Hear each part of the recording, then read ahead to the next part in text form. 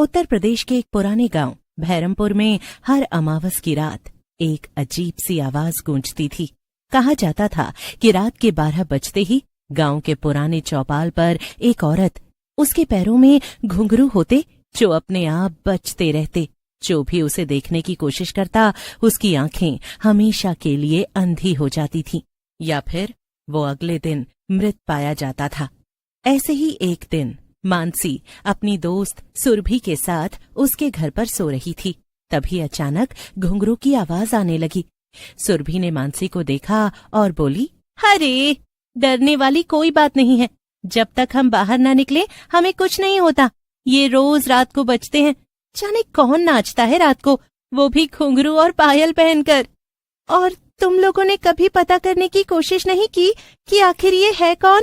नहीं, क्योंकि सबको डर लगता है।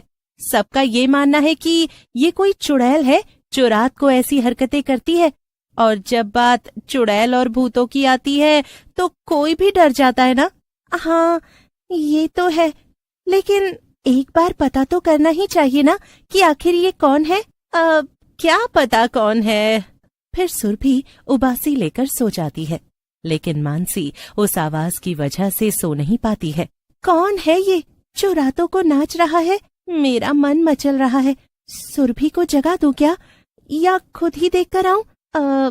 खुद ही देख कर आती हूँ, आखिर ये है कौन? मानसी रात में घर से निकल जाती है और घुंघरू की आवाज का पीछा करने लगती है।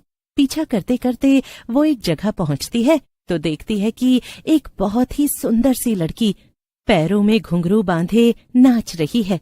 ये तो कितनी सुंदर है, खामखा इसको बदनाम किया हुआ है कि ये कोई चुड़ैल है। थोड़ी देर बाद मानसी देखती है कि वो लड़की नाचते नाचते जोर जोर से रोने लग जाती है। अरे अचानक इसको क्या हुआ? ये रोने क्यों लग गई?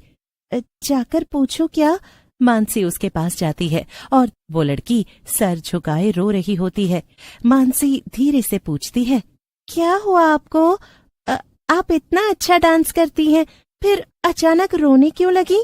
लेकिन जब वो लड़की अपना चेहरा ऊपर उठाती है तो वो एक भयानक चुड़ैल होती है, जो मानसी को देखकर मुस्कुरा कर कहती है,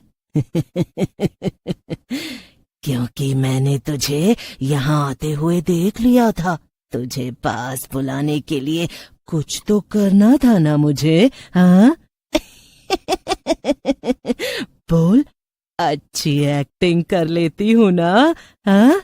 वो चुड़ैल मानसी को एक जगह बांध देती है और उसके सामने घुंघरू पहनकर नाचने लग जाती है। देख लिया तुम्हारा डांस, अब घर जाने दो मुझे। एक बार जो मेरे पास आ गया वो कहीं नहीं जा सकता। हाँ, तो मैं क्या करूं? मैं तो बस तुम्हें देखने आई थी, मुझे नहीं पता तुम कौन हो। मानसी के अंदर इतना जोश देखकर चुड़ैल और गुस्सा हो जाती है और बोलती है, चल अब तेरी बारी है नाचने की, अब तू डांस करके दिखाएगी मुझे। पर मुझे ये सब नहीं आता। करना तो तुझे पड़ेगा। चुड़ैल मानसी के पैरों में घुंघरू बांध देती है। उसके बाद मानसी ना चाहते हुए भी नाचने लग जाती है। नाचते नाचते वो इतनी थक जाती है कि वो अपना दम ही तोड़ देती है। कितना अच्छा तो नाचती है, ऐसे ही बोल रही थी, अब पता नहीं क्यों रुक गई। चुड़ैल उसको मरा हुआ देखकर खुश होती है और सुबह होने से पहले वहां से चली जाती है। मेरे घुंघरू बुलाते हैं, मैं नाचू तू नचा।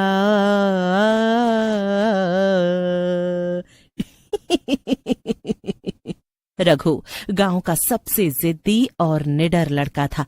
उसका दोस्त बिट्टू एक रात चौपाल की ओर गया और फिर उसे घुंघरू की आवाज आई। तभी उसके सामने चुड़ैल आई। ये मेरे घुंघरू हैं, जिसको पहनने के बाद मैं कभी किसी के वश में नहीं रहती। तभी बिट्टू के दिमाग में जाने उस समय क्या आता है कि वो एक घुंघरू तोड़ देता है। तूने मेरे घुंघरू तोड़े? चुड़ैल बहुत गुस्से में आ जाती है तो चुड़ैल चिल्लाती है और उसको जिंदा ही जमीन में गाड़ देती है। उसके बाद बिट्टू कभी वापस नहीं लौटा। रघु ने तय किया कि अगली अमावस को वो अकेले चौपाल जाएगा। वो दिन भर खाट पर लेटा रहा और रात के ठीक 11 बजे उठकर चल पड़ा। उसके हाथ में एक पुराना ताबीज दादी ने दिया और बोली, अगर तुझे कुछ भी असामान्य दिखे तो इस ताबीज को मुंह में रख लेना। रघु चौपाल पहुंचा। चारों ओर सन्नाटा था और फिर शुरू हुई घुंघरू की आवाज। रघु कांप गया। चौपाल के बीचों बीच धुआं उठा और उसमें से निकली एक चुड़ैल। उसने नाचना शुरू किया और हवा में तांडव मच गया। रघु एक कोने में छिपा ताबीज को मुंह में डाले सब देख रहा था।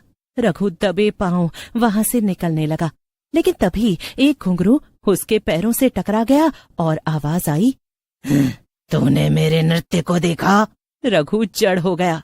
उसकी आंखें लाल होने लगी, लेकिन तभी उसका ताबीज जोर से चमकने लगा और चुड़ैल चीख पड़ी, वो ताबीज मेरे शाप को रोक रहा है। मैं कमलिका हूँ। मैंने किसी का क्या बिगाड़ा था? सिर्फ नाचती थी, भक्ति करती थी, लेकिन उन्होंने मेरी आत्मा को कैद कर लिया, मेरे घुंघरू चुरा लिए। जब तक कोई मुझे मेरे घुंघरू वापस लाकर नहीं देगा, मैं हर अमावस को नाचती रहूंगी। कमलिका, तो मैं आपके लिए क्या कर सकता हूँ? मंदिर के पीछे एक पीपल का पेड़ है, वहां खुदाई कर। मेरे असली घुंघरू वहीं दबे हैं, उन्हें मेरे पांव में पहना दो, मैं चली जाऊंगी। रघु अगले दिन सुबह उठते ही मंदिर गया। पीछे पीपल का पेड़ था, वहां उसने खुदाई शुरू की। कुछ ही देर में उसे एक लोहे का डिब्बा मिला, उसमें वही पुराने घुंघरू थे। रघु उन्हें लेकर चौपाल आया और उस रात चुड़ैल फिर से प्रकट हुई। उसने घुंघरू उसकी तरफ बढ़ाए। कमलिका ने धीरे से उन्हें अपने पैरों में पहना। कमलिका मुस्कुराई, अब मैं जा सकती हूँ, और उसकी आत्मा आकाश में विलीन हो गई।